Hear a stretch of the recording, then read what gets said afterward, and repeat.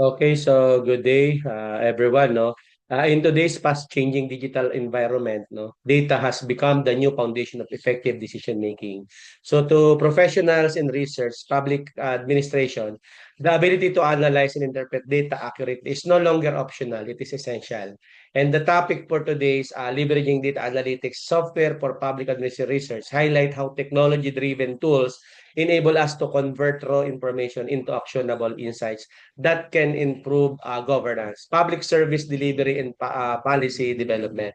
So public administration is deeply concerned with solving real problems, societal issues, ranging from local government efficiency, public budgeting, and citizen satisfaction to transparency and accountability. So through data analysis software such as SPSS, Stata, R, Excel, Python, or Power BI, public administration researchers can now analyze trends, measure program performance, and forecast policy impact with greater precision. And these tools help ensure that government decisions are evidence-based, efficient, and equitable.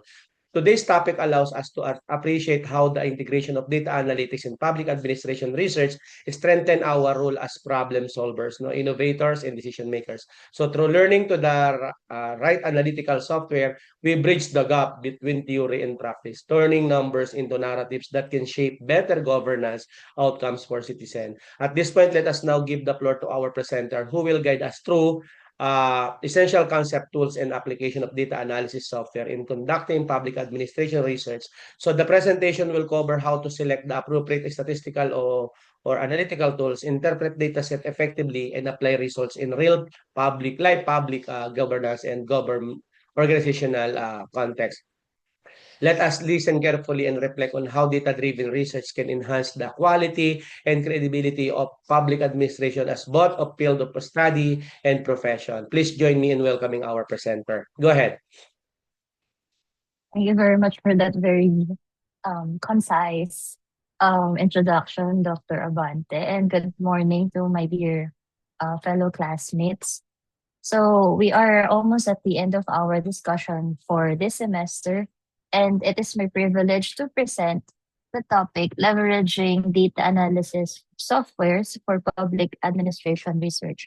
Remember that the sole purpose of our study is to hopefully provide a very intellectually crafted research regarding or as aligned with our doctoral expertise, which is public administration.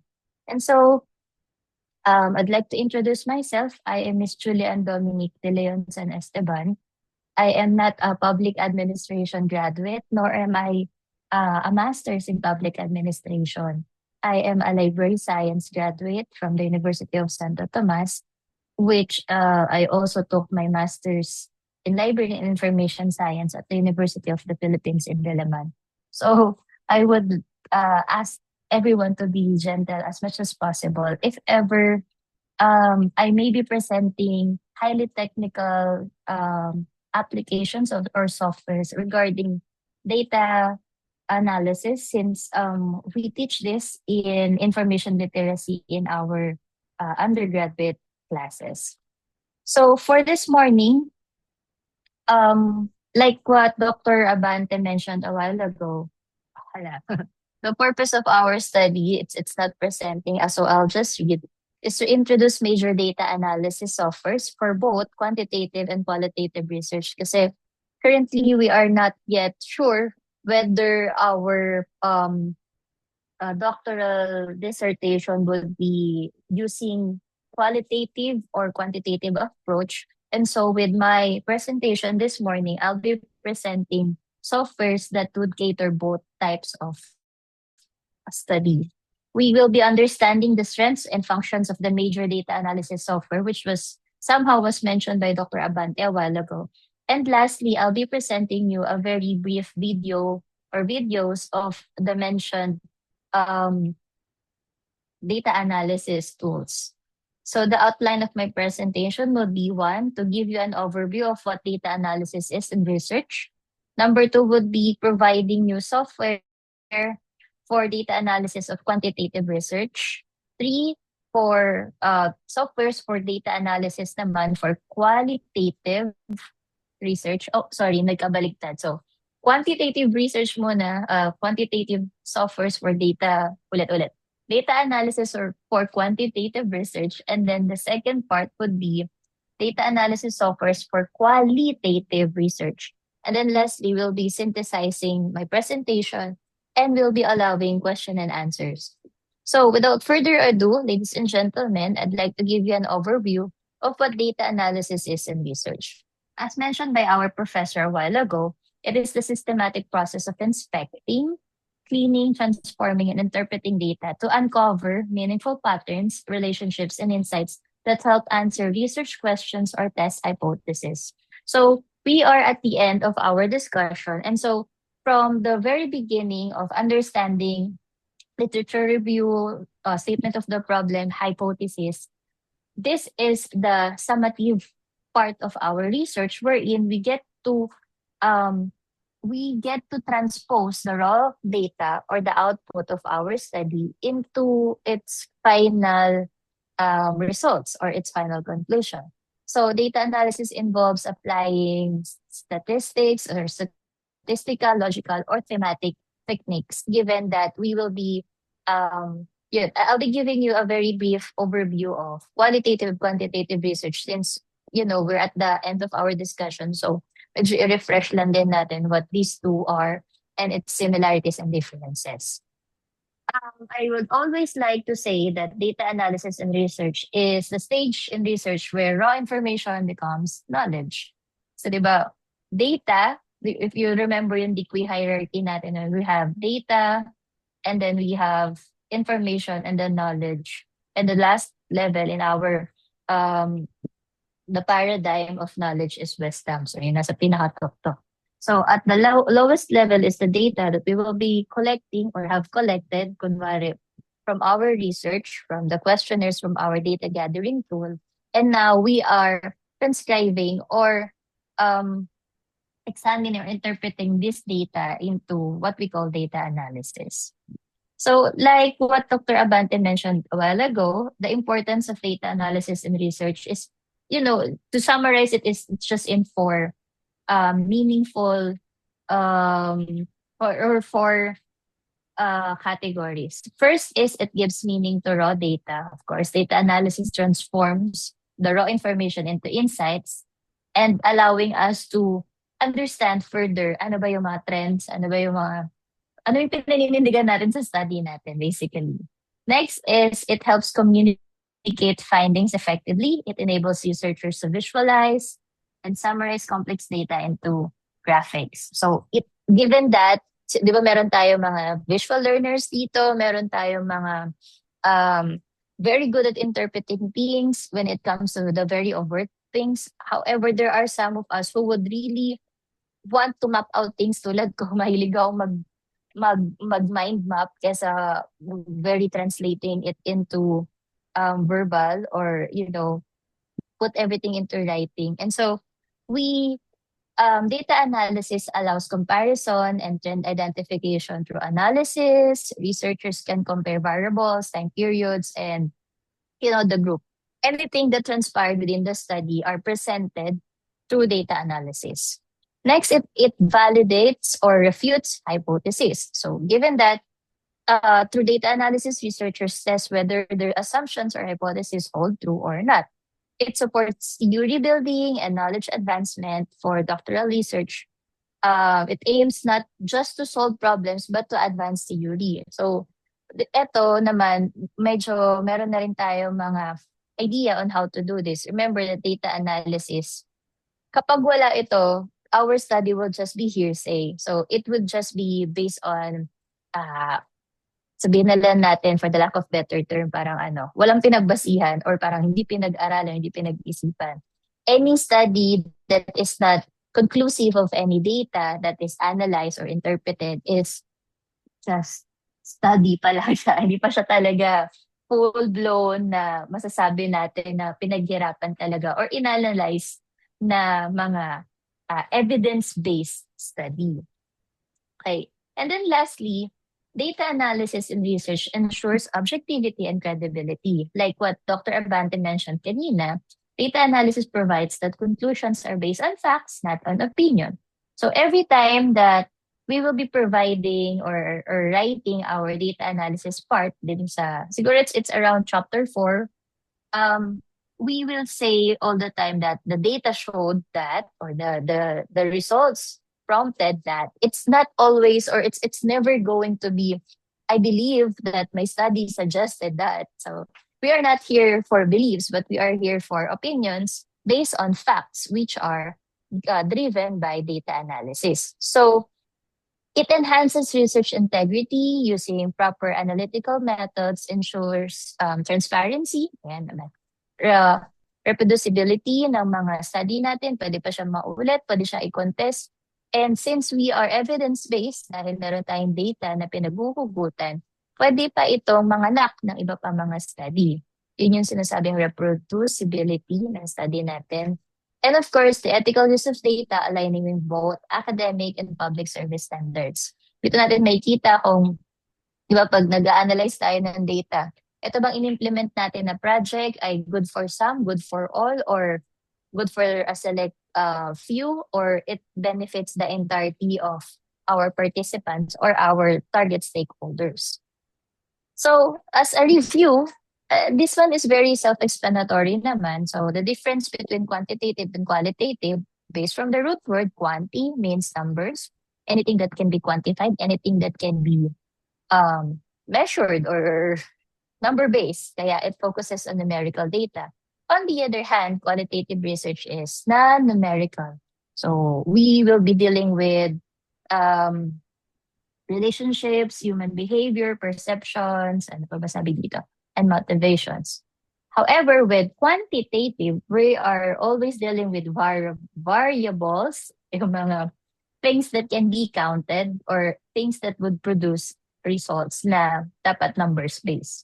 So the key features ng quantitative research, it involves measurable data, it uses structured tools, and it employs statistical analysis.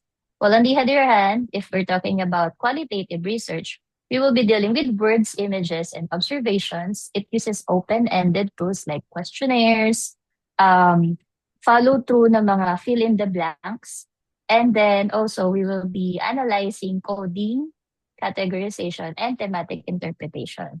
Now, for the class here, so I think everybody is quite awake na, given we started early and the weather is kind of gloomy. Pero sige nga, raise of hands, sino po sa classmates natin dito ang mas gusto ang quantitative form of research? Numbers-based. Raise your hands, anyone? Sino ba kayo, classmates? Ganyan ka pa, dumiretso ka na lang. Ayoko nga. Okay, sino naman sa inyo ang qualitative research ang gusto?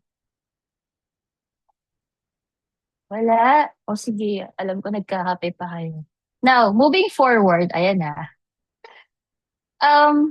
Ito lang din yung differences between quantitative and qualitative data analysis. So first is we have nature of data, the purpose, approach, and the data sources. Okay. So si Sir John Allen mix. Okay. So pwede kasi na dito, sige, pakitaan natin kayo ng ito pala mga data analysis tools or softwares na papakita ko may or may not also be used for mixed method. Pero hopefully, madaanan ko yung mga software na pwede natin gamitin for mixed methods. So again, self-explanatory, the purpose, the approach, and data sources. And then we have yung analytical tools, the techniques, the output. It's always, kahit sa quantitative is numbers-driven, always naman, meron pa rin tayong interpretation in two words. So baka malito kayo, ay hindi, pag numbers lang, ano lang yan, dinidescribe mo lang yung output mo na numbers into words. No, it will always entail the researcher to provide pa din descriptive analysis nung quantitative result in a quantitative study. Tapos, we also have yung role ng researcher kapag quantitative data analysis is to observe and minimize bias. And then sa qualitative naman is to actively interpret and acknowledge subjectivity. Lastly, ang favorite part ko is kapag quantitative data analysis, it will always explain what and how much. Given that we are dealing with numbers, we are dealing with anything that can be quantified. And then for qualitative naman, it explains why and how. Kasi we are dealing with relationships, we are dealing with, you know, we are dealing with relationships, we are dealing with behaviors and the theme that we are talking about in our study. All right, so moving forward with my discussion, I'll be presenting first 3 examples of data analysis softwares for quantitative research. So, dun muna tayo sa number space. And then, the next part would be about qualitative softwares. Sorry, data analysis softwares for qualitative research.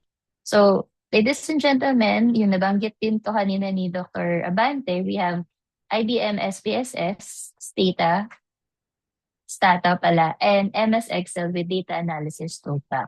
So data analysis involves applying, again, statistical, logical, or thematic techniques to examine and interpret the collected data so researchers can draw valid and reliable conclusions.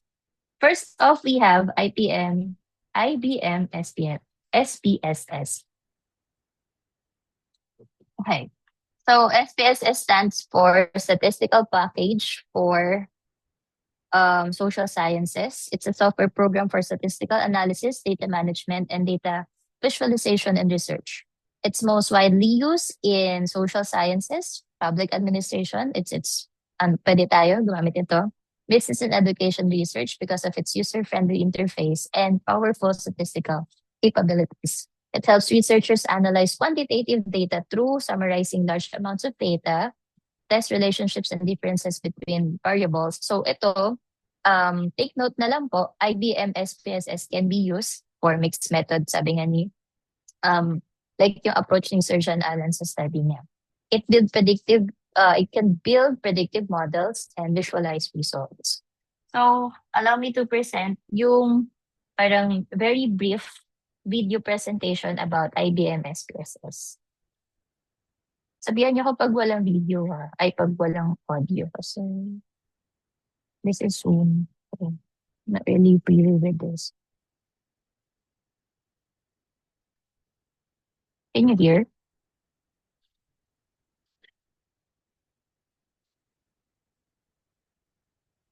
Wala, Ma'am Jade. But for a while. Share. Saan yung dito?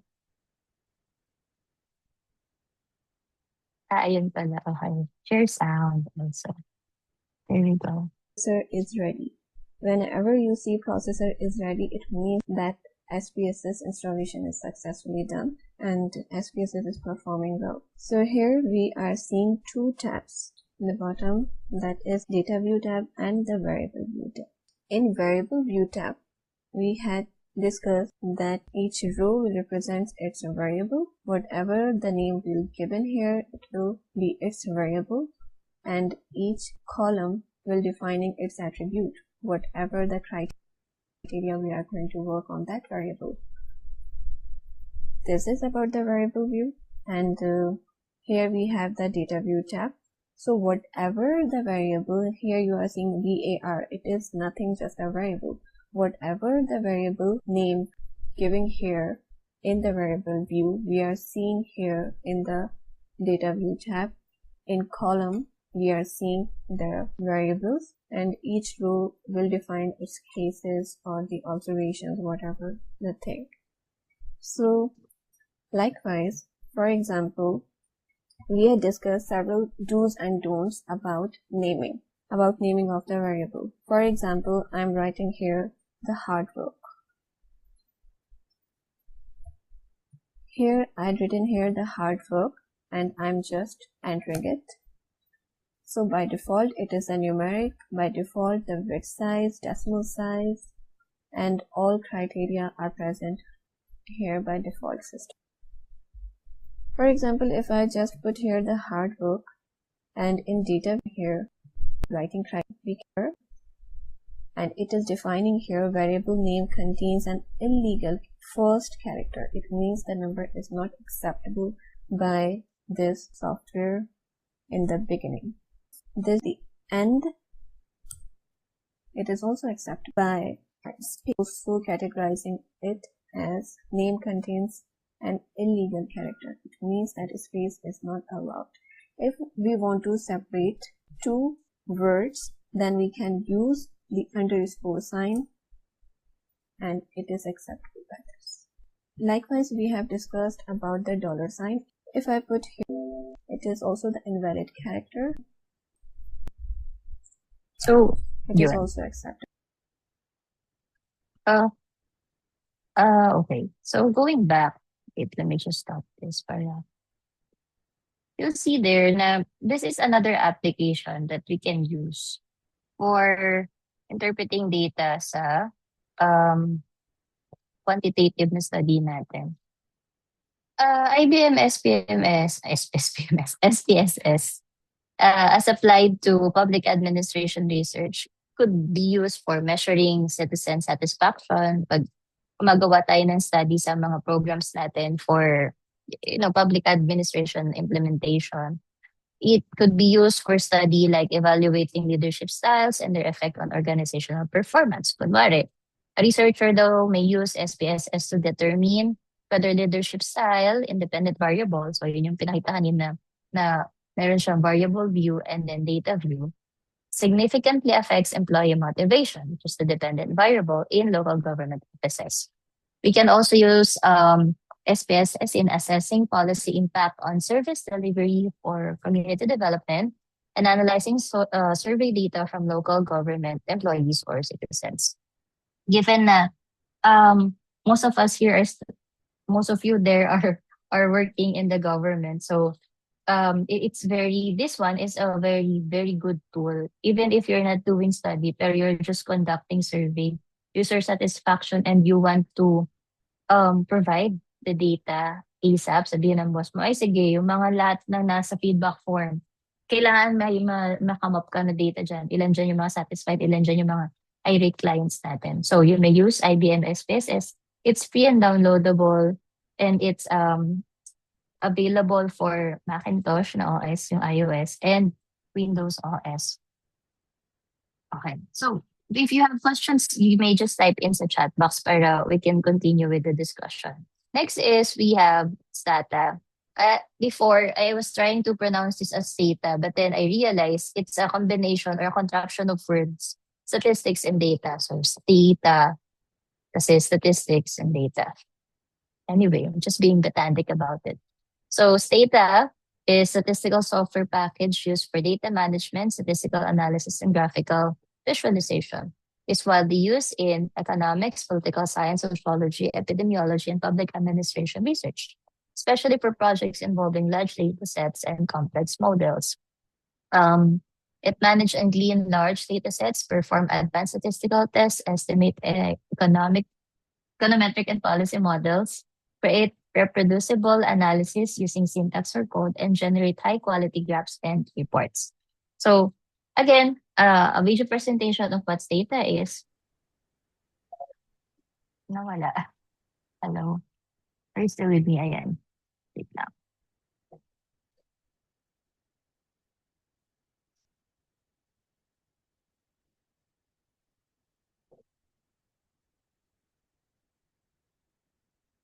Okay, this is a 6-minute video, pero I'll just fast forward it para you just get the gist of what this application is about and whether or not it would or might help you with your study.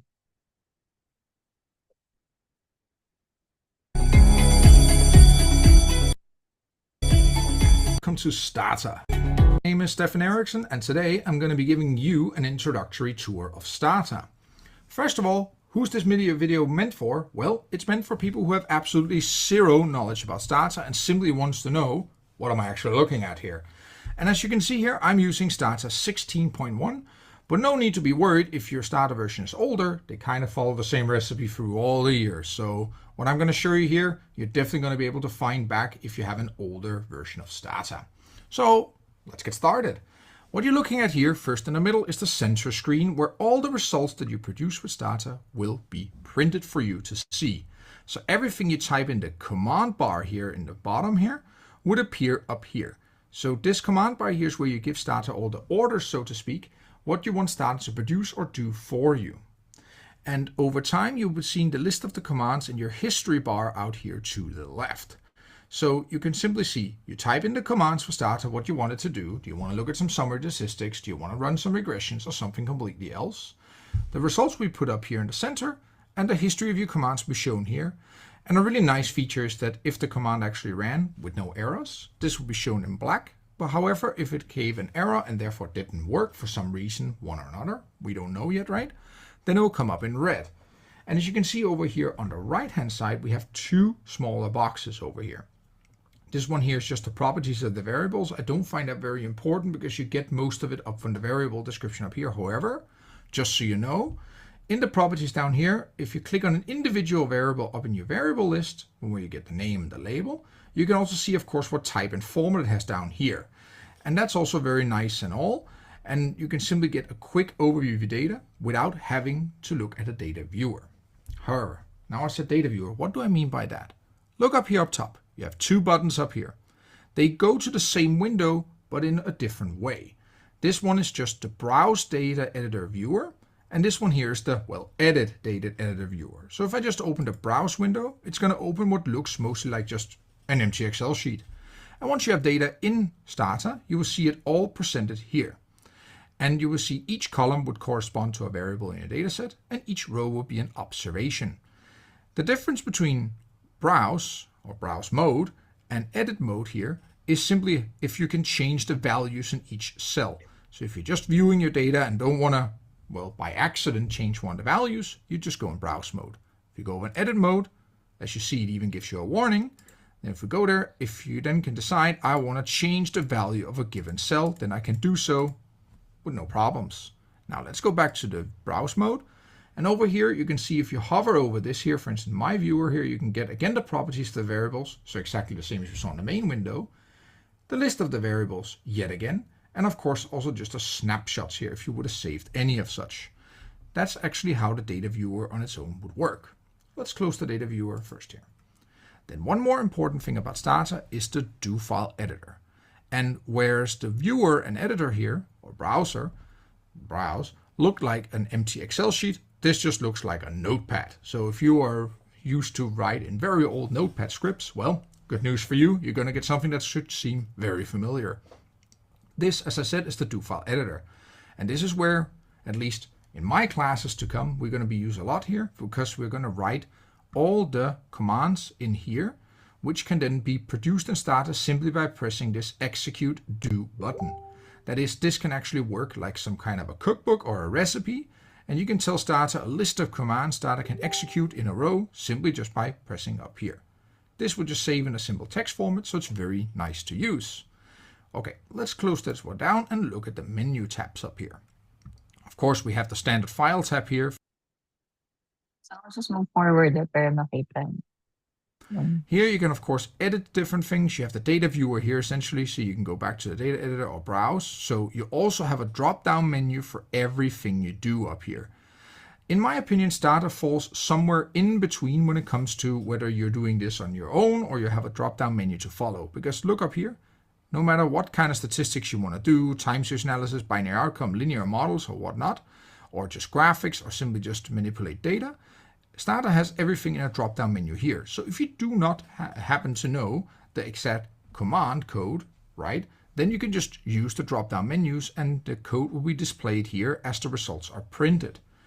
And that directly in here, or just feel like Stata is somewhere in between, like say if you have a more program-heavy statistical software like R, in my opinion, things you would like to do. You have the drop-down menus if it's a little lost. Window, and change, what kind of layout, what do you... Today will conclude my quick overview of Stata. I hope it was useful to you to at least figure out, hey, what is what am I looking at? Okay, so Stata, it's basically very, self-explanatory then. But then, if you try to understand, kasi parang kung hindi tayo usual na gumagamit ng sa application, di ba? Parang it's kind of overwhelming for us to understand what these things are. But, tapos di ba, wag na tayo maglokohan, di ba? Pag gumagawa tayo ng mga study natin, usually pag this part na, we hire statisticians to do our work, to do data analysis for us. Tapos tayo na lang, pag nagka-consult na tayo with the statistician, they would provide us very brief in introduction or information about yung data or the results ng data na ginawa natin. Pero I came to understand itong stata or stata na sinasabi nung leader. And then I also asked yung friend ko na statistician. The key here is to just key in everything, variables, tapos yung output ng lahat ng questionnaire mo. Then pag kinlik mo yung execute, it's just like a magic button who does everything for you. Tapos sabi ko, binabayaran ka ng ganyang kalaki para lang magpindot ng mga buttons or maglagay ng ng result. Pero kasi, hindi tingnan nyo, pag nagpasagot tayo ng questionnaire, kunwari nagpa-Google form tayo, madali na doon or lalabas na at the end of a Google form yung mismong result ng study natin. That's what I use sa master's ko na study na thesis ko. So Google form lang siya and then everything got generated at the end. Pero nung wala pa tong Google form na to, Stata is the parang number one tool in data analysis. And it's still being used today, lalo ng mga statistician kasi bukod daw sa graph or sa charts na nilalabas nito, meron na siyang declaratives at the end. So you don't need to put it in a chat GPT or any AI-driven na application. Tapos sila na maggawa ng wordings for you to interpret your data. No, it's not. So this is very user-friendly yung Stata na yan. And for my experience, I would definitely use this than MS Excel kasi hindi lahat nandun. And then yung kanina na SPSS. So for public administration use, Stata is particularly valuable in policy analysis, program evaluation, and governance studies that rely on large-scale or longitudinal data, analyzing the impact of fiscal decentralization, local economic growth. Ito yung mga halimbawa na pwede siyang paggamitan na study. Evaluating the effectiveness of social welfare programs using panel data, studying trends in public service, yun nga, parang effective ba itong ginagawa nating serbisyo or not. And testing relationships among governance indicators such as transparency and budget efficiency. Okay, 2 down, 4 more to go. Next, we have MS Excel Data Analysis Toolpack. This, I will not be reading the description, pero I know in my heart na since most of us here are using MS Windows or most of you, kasi ako naka-Mac, MS Excel or Microsoft Excel works very well with data analysis. Lalong-lalo kapag in-open nyo itong add-ins na tinatawag data analysis toolpack. Sa akin, hindi ko siya magawa kasi hindi ko alam kung saan yung button. Nag-update kasi itong laptop ko. So, I was trying to tinker about it kanina. But I was able to do it sa sheets or spreadsheets sa Google. So, meron din silang ganitong add-ins. Add-ons. So, what is this? It's just a data analysis toolpack or another parang pag nag-input ka sa Excel or sa spreadsheet, meron na silang para mag-i-interpret ng data na ginawa mo. Sa Google Docs, sa Google Apps, yun yung spreadsheet and then, or kapag nagpalagawa ka ng questionnaire sa Google Form, tapos generate mo yung results sa Google Excel, Google Spreadsheet. Iba-iba kasi yung terms, pero lang din naman yun. Yun. Lumalabas na yung mga data. So, parang mas madali siya and mas accessible. So, it's a simple quantitative data analysis tool. Hindi ko na rin papakita kung paano siya ginagawa, pero ito na lang yung steps. You may take a screenshot of this if you don't want to go back to this report. So, how to access data analysis toolpack in your own desktop or PCs or laptops, go to File. Dito tayo sa MS Excel. So, Microsoft Excel, go to File, Options, Add-ins. Under Manage Excel Add-ins, click Go. Then check Analysis Toolpack, click OK.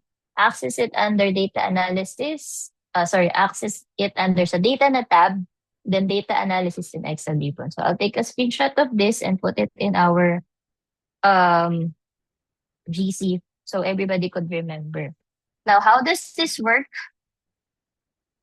It's user-friendly for yun, entry-level quantitative data analysis. Kapag daw big data, this is very difficult to use kasi it can just generate, what's this? It can just generate very, very small amount of data. Kapag gagawa kasi tayong dissertation, di ba, hindi tayo pwede na focal lang siya or alam niyo yun, parang city-centric lang or very small lang yung scale or yung scope ng study natin. Usually, it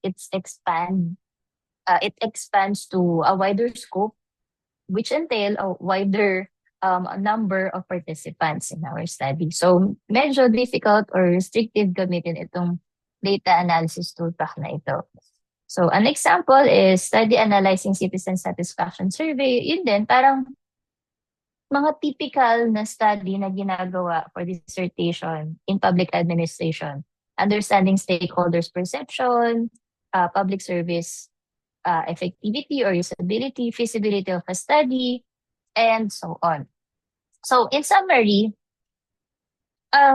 ito yung description na mga software for quantitative research. We have IBM SPSS, Stata, and MS Excel toolpack. So the description, user-friendly ang SPSS, advanced software for econometrics and policy analysis and Stata, and then spreadsheet with basic statistical add-in ang MS Excel toolpack. Saan ginagamit? Survey, data, policy evaluation and time series, preliminary data analysis, visualization, and dashboard.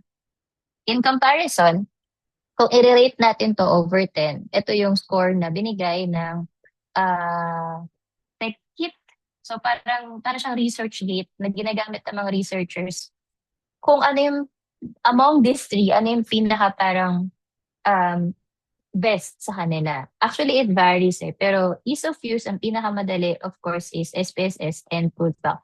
I don't understand bakit hindi Stata. Siguro kasi, it's very manual. Kailangan mo pang i-input isa-isa. Compared dito, kapag nagparan ka online, pareho dito sa dalawa, sa SPSS siya sa Excel toolpack, pag niran mo, makakapag-generate ka na ng data. Dito kasi kailangan mo siyang i-input isa-isa. And then the interface is very 64-bit. Hindi siya talaga parang, alam niyo yun, high-end na interface. And then nakita niyo naman kanina, di ba, sa video. Now, the statistical depth, SPSS is very advanced, but the three of them, ang pinaka-advanced is data.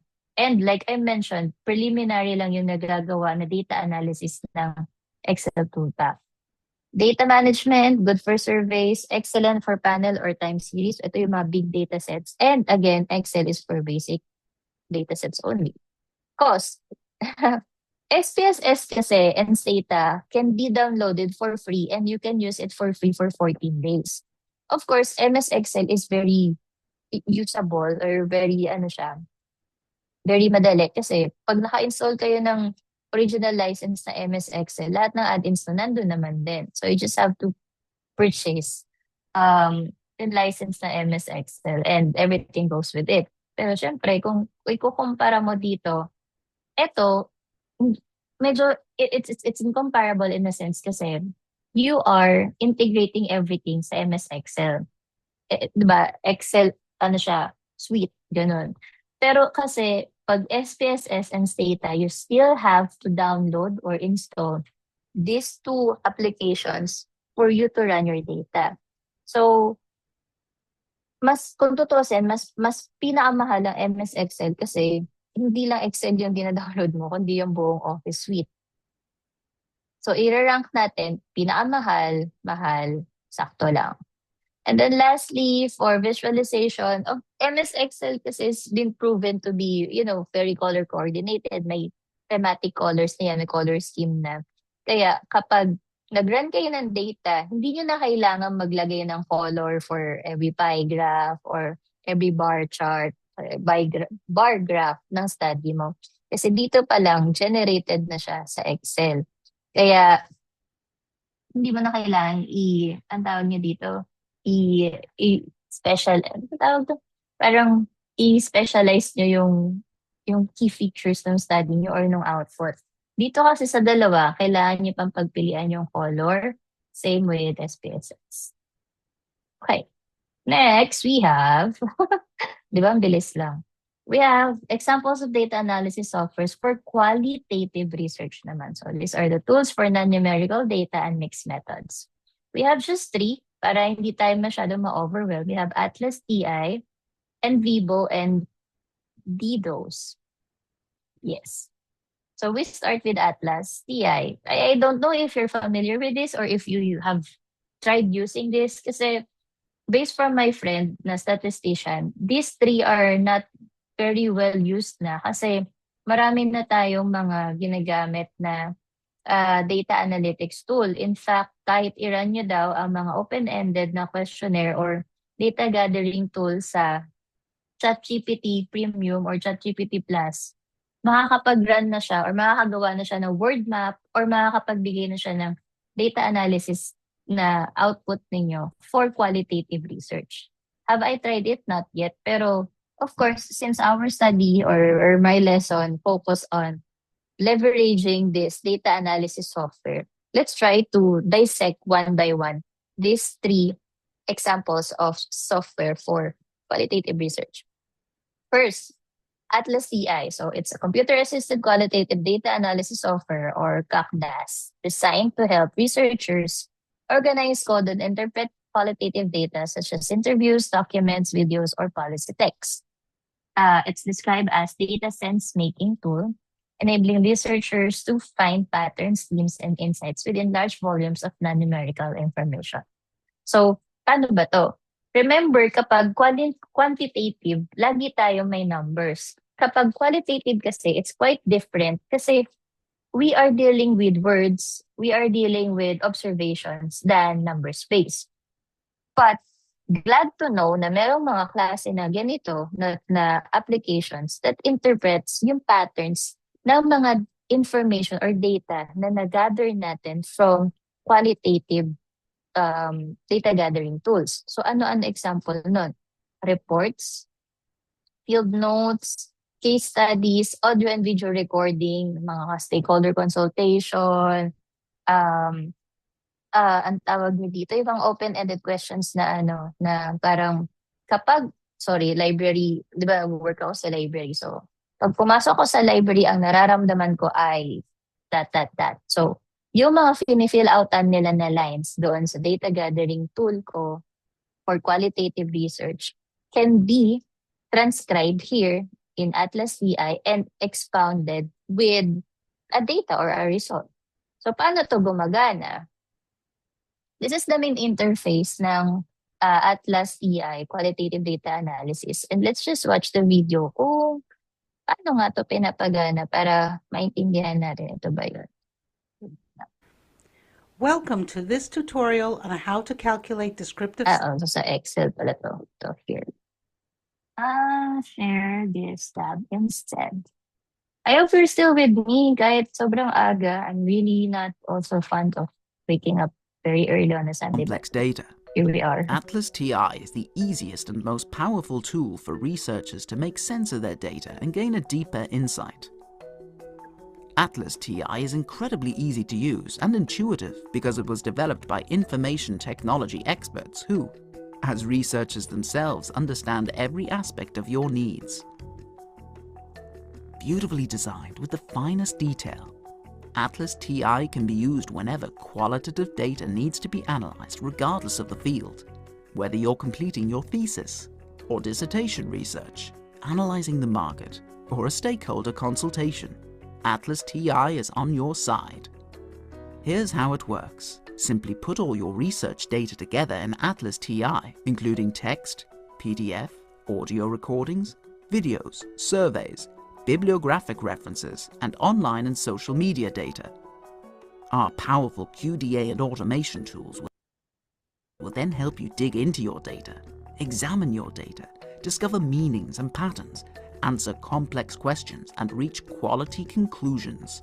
Then create your report with beautiful visualizations and share it around the world. With Atlas TI, you can work on your own or as part of a team on simple or complex projects with large amounts of data. With Atlas TI, you can combine qualitative and and quantitative tools, producing reports of your results that can be easily adapted to your needs. Getting started in Atlas TI is easy. We offer a range of learning opportunities, from free webinars and video tutorials to online assistance. We also offer telephone support, so you can call us free of charge wherever you are in the world. We believe in simplicity. Our software package is a one-shot solution. There is no restriction in its functionality. One single purchase and you're ready to go. There are no hidden costs. Atlas TI is available for Windows and Mac, with a light version for iOS and Android. In addition, you can analyze your research projects with the browser-based web version of Atlas TI, the Atlas TI Cloud. Be a researcher, not a software specialist. Atlas TI, the next level of QDA software. Easy to learn, quick and comprehensive. Discover Atlas TI and always be ahead. Nag-product demo tayo for today's video. But yes. Actually, ano siya, no? Madali siya parang gamitin. Teka, stop ko lang tong video. Okay. Can you see the slides here? Okay po. Nabanggit kanina nung video na you can use Atlas TI for both quali and quanti na research. And this is very good in a sense kasi ayun, parang ang no-brainer niya gamitin. Palagay mo lang yung data mo, even the entire text. Tapos sila na yung magka-call out ng mga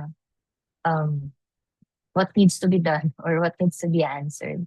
So examples ng mga cases that can be used for Atlas TI in terms of public administration research, we have policy implementation analysis, citizen feedback evaluation, governance studies, and program evaluation. So paano siya ginagamit?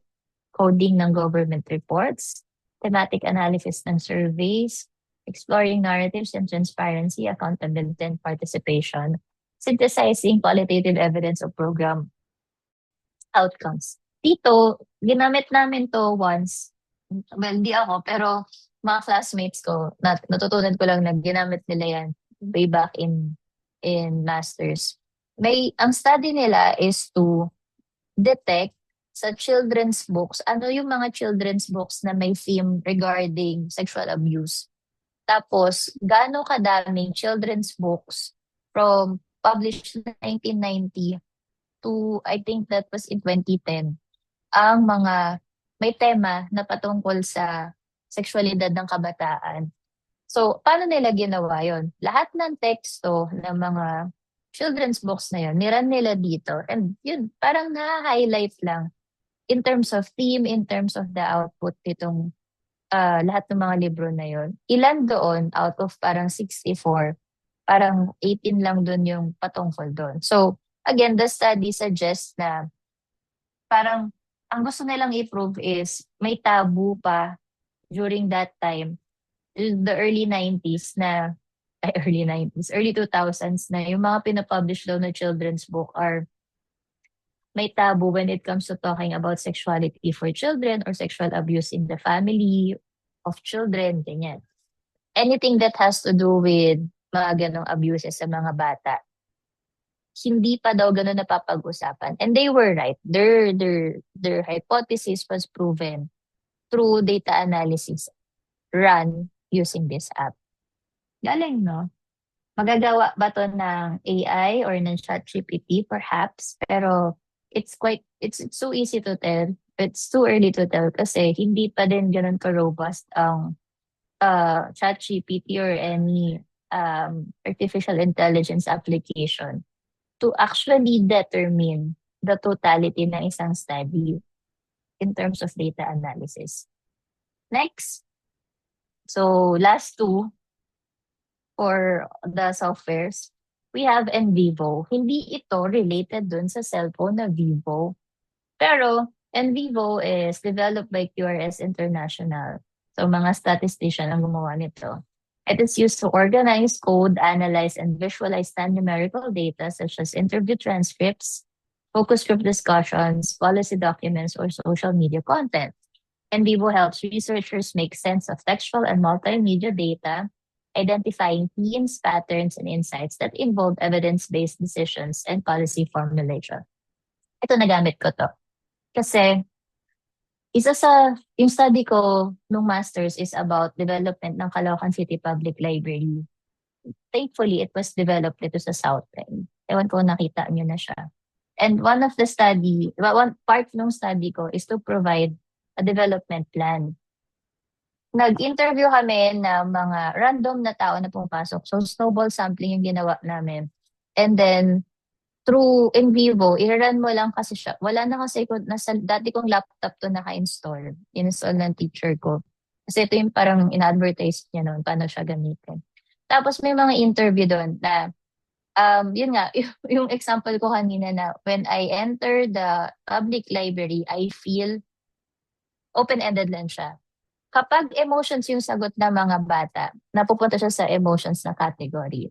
Kapag they feel na the answer is verb. Parang they feel like studying or they feel working. Nagiging part siya ng behavior. So, ang ganda ng study ko kasi ang gusto lang namin ma-come up doon is angkop ba yung totality ng library or the interior ng library sa conducive ba to for learning? Yun lang yung tanong. Pero the study using NVivo, gamit yung open-ended na questionnaire ko, went with how they feel about the library interior, how they perceive the library interior, whether it's conducive or not. And yung last is, if they find it appealing sa kanila. So, may mga ganun pa na hindi ko naman siya gustong i-prove sa study ko, pero naging added value siya because of this application. May bayad to, I think it's $56 ng in-install ni teacher. Pero kasi institutional yun, kaya walang bayad yun sa UP nun. Paano siya ginagamit? Ganyan. Copy-paste lang siya. So kung halimbawa, sa study mo, nasa questionnaire mo, open-ended question siya. Tapos, ira-run mo dito sa my data. Ayan, yung interview, lalagay mo dyan. Literature, hindi na yun related kasi hindi ko na siya ginamit. Tapos, yung codes, number lang to nung mga sagot ng mga tao. So, snowball sampling, 50 lang yun na questions. 50 na tao lang, codings nila. Kasi syempre, di ba random yung participants. Then, ano yung output? Ganun. May video ako nito para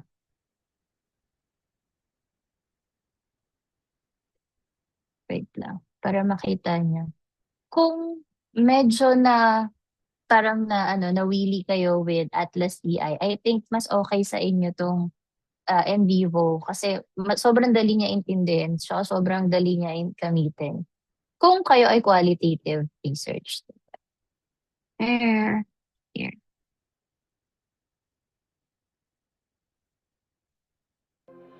People working on qualitative and mixed methods research projects around the world are faced with collecting, organizing, and analyzing a huge volume and variety of data every day. With its striking design, NVivo is the most intuitive, easy-to-use, and powerful software for qualitative data analysis. NVivo can help you organize, explore, and analyze data from virtually any source, like interviews, surveys, social media, or videos. Quickly and easily visualize results for assessment or reporting with a wide range of contemporary visualizations. Enhance your research by extending the power of NVivo with all new cloud-based modules. It's never been easier to collaborate with your research team, save time by transcribing your audio files straight to NVivo, and let the power of NVivo work for you with automated functionality that enhances your research process. NVivo, powerful research made easier. Sorry, yun lang pala yung video niya. So, pero basta mauusig kayo nito na gamitin. This is Idan Zhu I'll speaking. stop na. I'm a postdoctoral research fellow at the Faculty of Dentistry at the University of Wait. California. Today, I want to teach you how to use NVivo to do interview data. Ayan. So in vivo, Pues bueno. going back. Sa paggamit nito sa public administration, yun din, mga typical na programs or mga themes na pwede natin paggamitan. Government and policy implementation, citizen engagement, program evaluation, and administrative reforms. So, Atlas TI and then NVivo, I'd go for NVivo. Pero mas pricey itong NVivo. Ngayon, may feature na siya, sabi dun sa video, na pwede na siyang cloud or collaborative. Hindi namin ito nagawa kasi individually installed to. So, nakalocal lang siya dun sa dati kong laptop. Iraran mo lang dun yung data. Tapos siya na yung maglalabas ng lahat ng result. Dito, pwede na pala, kunwari, partner kayo. Tapos isa mag-encode ng stakeholder conversation through interview. Yung isa, observations. So, kunwari, naka-journal siya.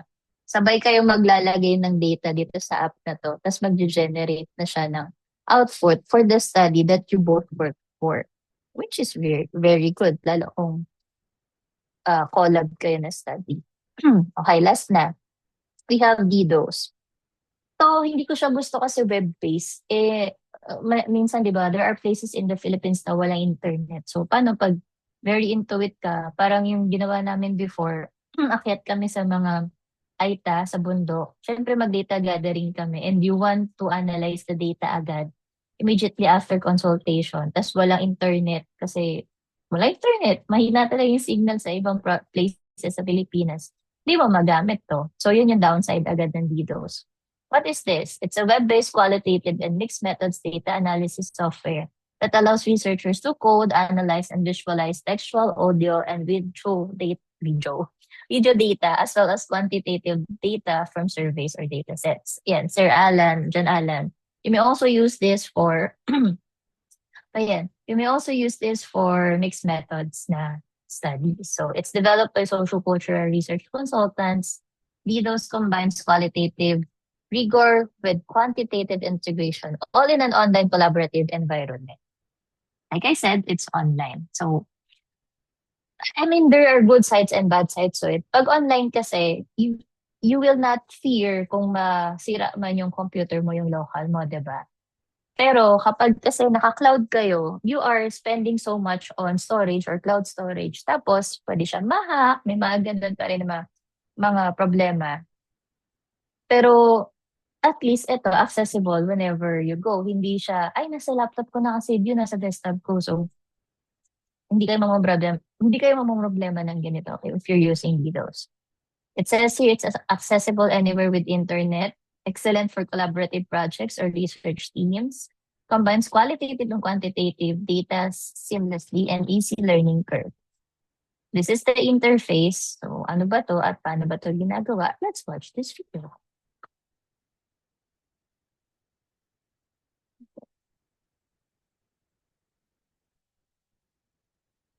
4 minutes na video. Imagine seamlessly weaving together your video, audio, and text with your spreadsheet data, like demographics, surveys, and scales, all in one state-of-the-art research app. Welcome to Deduce. Easy to learn and use, Deduce is a modern, powerful, and feature-rich app that is changing the way successful research is accomplished. Our real-time interactive data visualization engine is designed to reveal the hidden patterns beneath your data, helping you explore every meaningful avenue of inquiry. Once you've reached your conclusions, you're only one click away from exporting your findings right into your reports and presentations.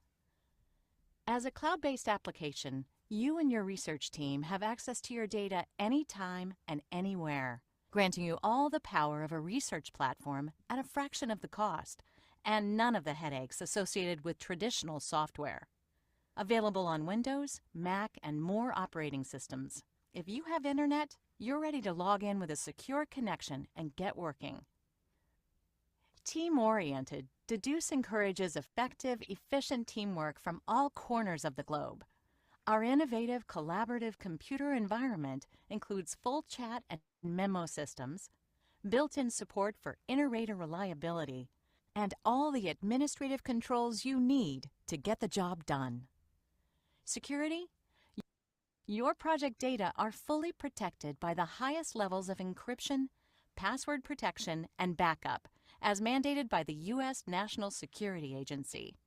Deduce also features a comprehensive project security system, letting you designate specific project managers to control every financial task, create new team member accounts, and to assign each user account to a specific security profile. Within seconds, an authorized administrator can invite a new Deduce user to join their project and provide them specific access privileges. Memoing in Deduce is intuitive and flexible.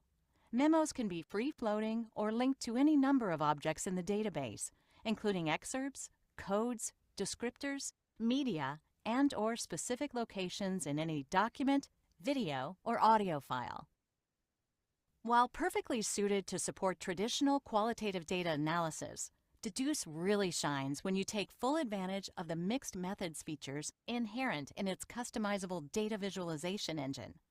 Whether it be a bubble plot that lets you explore a four-dimensional relationship, a code co-occurrence matrix that reveals patterns in how you used your code system, a playful code cloud that lets you visualize variations in code use, or descriptor ratio pie charts. Together, our tools will help you rethink how you view your data, and all with fast and easy access to the underlying qualitative excerpts. For more advanced filtering, you can take advantage of the Deduce Data Selector to narrow the scope of your data set using any number of Boolean operations. From there, any subsequent analysis is only based on the active data you selected, and you can toggle back and forth between the filtered and full data sets for a quick look at how your filter has changed the results. Easy in and easy out. That's our promise to you. You can quickly import and export your data and visualizations to and from the software you already own and are comfortable using.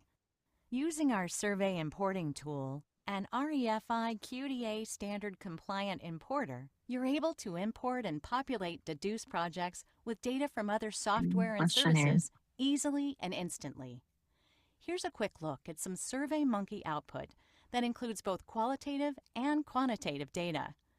A quick import, and presto, the Deduce project is ready to go, complete with a fully built code tree, a full set of descriptor fields defined, data compiled for each case, all qualitative content excerpted and tagged with the appropriate code, and all descriptor data linked up. Before you know it, you're ready to put the Deduce visualization engine to work to help you get the results you need. Deduce was developed by researchers for researchers and is the research application you've been looking for. Deduce, great research made easy. Deduce. It's not DDoS. Deduce. Okay po. Feel ko mahal to. I didn't really research about it kung magkano. May idea ba kayo? But, okay, anyway. Deduce. Ang dali, no? Parang, feel ko kasi pag yung mga apps madali, mahal, lagi naman ganun, di ba? Lalo ngayong panahon na to. Anyway, sige. So, medyo wrap up na tayo para hindi naman tayo ma-overwhelmed with information. Again, these are very basic na mga themes or very basic topics that you may use this app in terms of writing public administration research. So, in summary agad. So, sa quantitative research na data analysis softwares, we have these three. Qualitative muna. Atlas, NVivo, and Deduce. Deduce. Everything is very the same naman in terms of being comprehensive, in terms of being well used by researchers. But they differ from from the usability. For Atlas, policy document analysis. For NVivo, it's more on citizen engagement, kung saan siya mas ginagamit.